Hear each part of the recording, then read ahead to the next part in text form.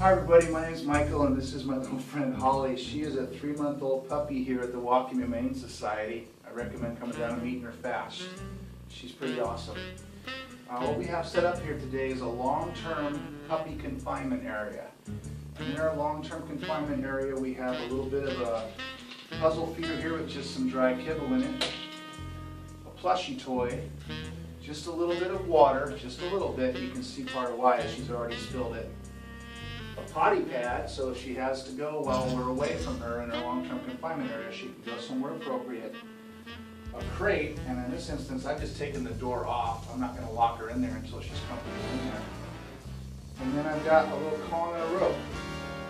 The Kong is tied with a rope, just a piece of laundry line that goes through it so that it can't come out too far, so that her eating is consistently involved in interacting with the crate in a positive way.